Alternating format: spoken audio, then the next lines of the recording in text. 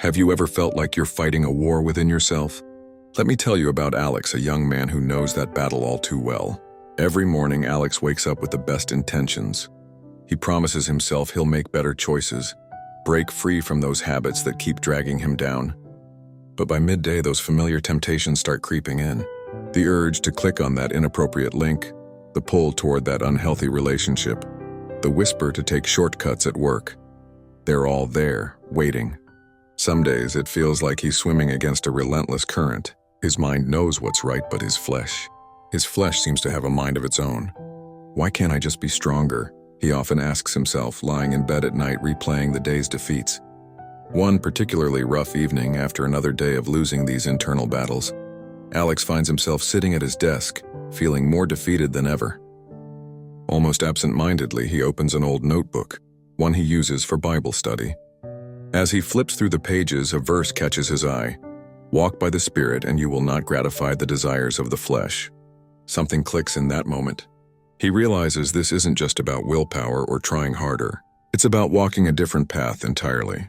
The next day, Alex starts making small but intentional changes. When those familiar temptations arise, instead of relying solely on his strength, he pauses to pray. When his mind wanders to places it shouldn't, he redirects it to scripture he's memorized. He even takes the bold step of reaching out to James, a friend from church, asking him to be an accountability partner. It isn't easy. Some days the battle rages fiercer than ever, but something's different now. Each small victory builds upon the last. Each time he chooses to walk by the Spirit, he feels a strength that isn't his own.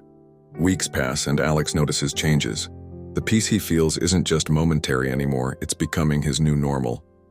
Those impulses that once seemed overwhelming now feel more manageable. Not because they've disappeared, but because he's learning to face them differently. One morning, while journaling about his journey, Alex has an epiphany.